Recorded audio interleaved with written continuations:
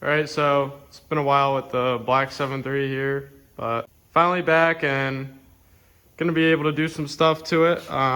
You've probably missed a lot, unfortunately, on this truck. Honestly, not too much. I haven't done a lot to it probably since the last time I recorded this truck, quite honestly.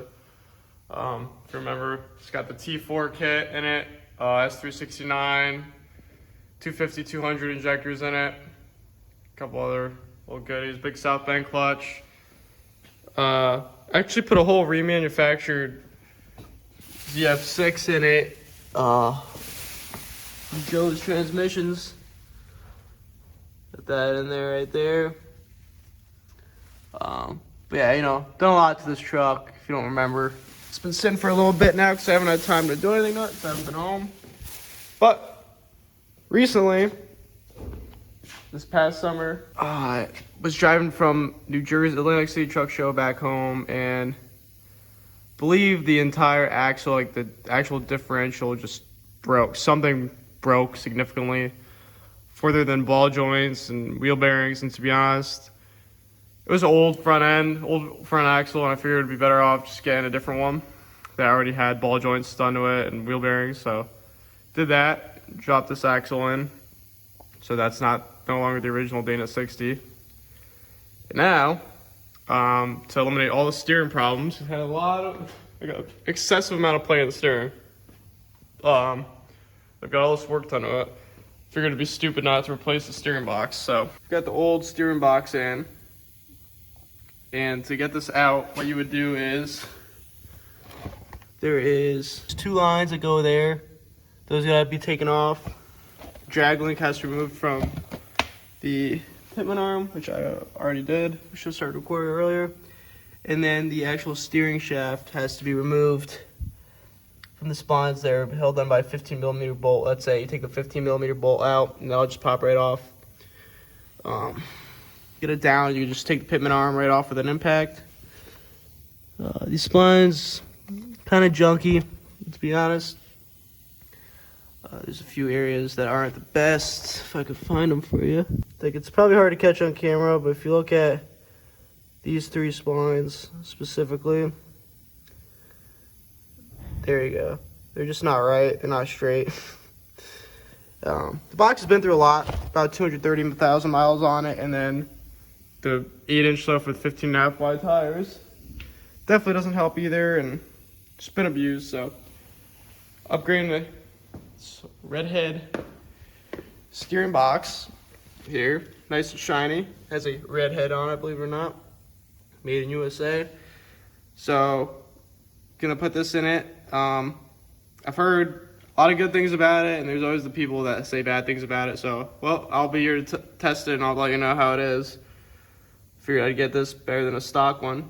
So, going ahead, putting this in, and let you guys know how it goes. So, looking at the pitman arm, after taking it off the steering box, this is actually new when I put the lift on, so, I don't know, probably has like 1,500 miles on it, but you can see these teeth chipped. At least 7 of them there, and then see them right in there.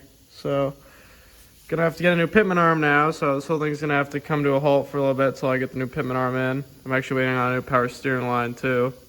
So we're going in with all fresh parts with the new steering box. So, gonna get a new drop pitman arm and go from there, because it doesn't seem very safe. Alright guys, back with the black 7.3 here today. Finally got all the new parts that I need. And time to come down here and do this, but got that new line on there. Just hanging out for now. It's gonna go to the gear. I actually just dropped track bar bracket in order to A, have more room to get in there, and B, so I could properly torque the pitman arm. Without that down, I would have to put the pitman arm before and torque it with my impact, which I don't trust enough, at least for this truck and this whole setup. And it's 3 bolts, I might as well just drop it. It'll be really easy. So I'm gonna get to put the steering box in now, and I've also got the new pitman arm finally, because I don't know if you remember, but the splines in this are trashed, so try to get that steering box in and update you guys. All right, guys, so got the new steering box up there. So you can see, honestly did not go that bad at all. The hardest part is trying to get it up there by yourself and shove a bolt in it. It's definitely a little difficult because it's kind of heavy when you're by yourself, but got it in. Got the track bar mount back up, drag link connected. To get the drag link connected, you know, it's pretty simple. You just rotate that steering shaft up there that connects to the steering box until you're lined up again. I bet I'm gonna need to align it and adjust that on the drag link, just because, you know, new steering box. I'm sure there's probably a way to avoid that. I'm sure there's a way to avoid that, but of course, you know, I'm just gonna do it my way and see how it goes. Got the pitman arm on there pretty tight. My 3/4 bar here, and we're gonna keep going. So, show you guys top here. I'm gonna take those plugs out and we're gonna get those lines in. Hopefully nothing goes stupid with that. And we're gonna start honestly wrapping it up. Get the slider back in, intercooler pipe back on, and see how it goes. So keep you guys updated. All right, guys, so finished up the steering box, got it outside for the first time in probably 9 months. Cleaned it up, washed it, but I'll show you guys the final install of everything. All the paint needs to be touched up, of course, because, you know, once you wrench something with paint, the paint, you can see everything that I touched. The paint goes to crap, but I'm just gonna touch that up pretty soon. Just gotta get a few cans of paint because I ran out of the paint that I painted this all with. But got the inner liner back in and everything. Steering, everything's super tight, as tight as I could be, as it could be. Got the new pitman arm since the splines on the old one were screwed. See the new steering box. I'll show you guys it from up the top. See the Redhead. Honestly, looks pretty cool, but honestly, I took it for a test drive, and so far, I mean, steer's completely different. Very tight. I don't have to worry about wandering into the other lane, which was very pleasing to me. Because it's been sketchy. This thing's got a ton of power, but you'll be flying and the thing's like wandering. It's sketchy to say the least, you know, with a 30,000 mile steering box on it that had been abused ever since I bought the truck, because of, obviously you can see the lift kit and everything that's on it. So yeah, took for a test drive. Steering wheel wasn't straight. It was honestly pretty close though, so I did adjust it a little bit, so steering wheel is now straight with our adjustable drag link. I got that part from, I think it was Sky Off-Road. Really good part.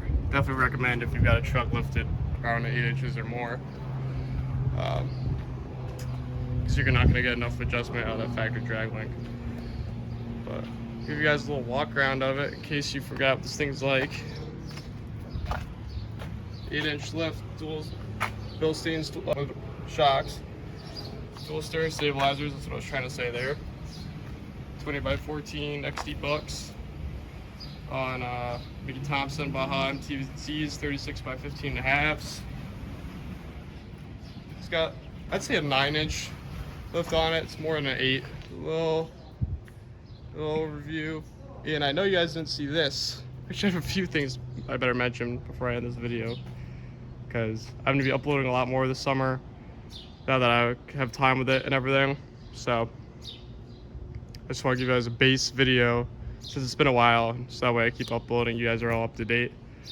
It got a new bedside. The reason why, you might remember the first time I did the whole, this thing has gone through like 4 phases of a build. So first time, bed was rotted, but what we did is we got these patch panels, I'm sure you've seen them, that like go up to here, go in, and moral of the story is painted it, got done with it, welded them in, it looked like crap.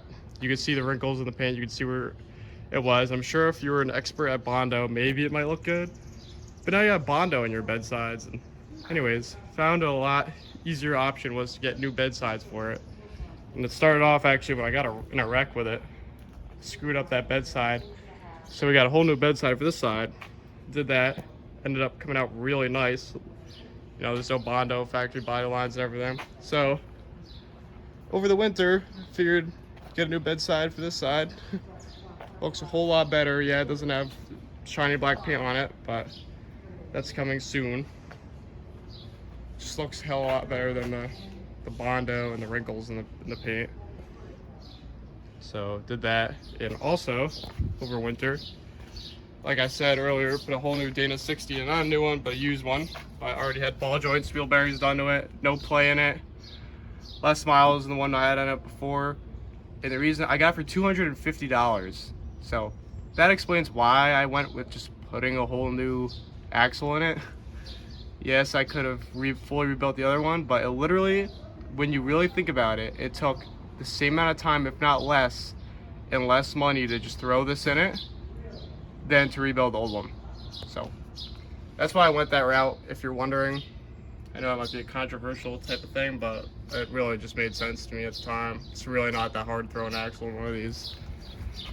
So yeah, you know, T4 kit, 250, 200 injectors, S369. Had this engine out, fully freshened it up. So if you're really lost on it and you're new, there's a whole series on this truck. You can watch all those videos. Here's the Dana 60 I took out of it. This is what I mean. Like, look at the nut to that ball joint. But anyways, besides the point. Shorty's back taken apart, the red Shorty. It actually doesn't belong to me anymore, it belongs to my brother, but this is getting bedsides as well. We're done with it had the same deal with the patch panels, we're done with that. It looks like crap, so this is getting bedsides too, freshen up on all the paint. Just needs to freshen up. It was driven in the winter out in PA, and it just needs a little freshen up. I'm sure you remember what was done to this, but yeah, so King Ranch interior. That took a lot of work.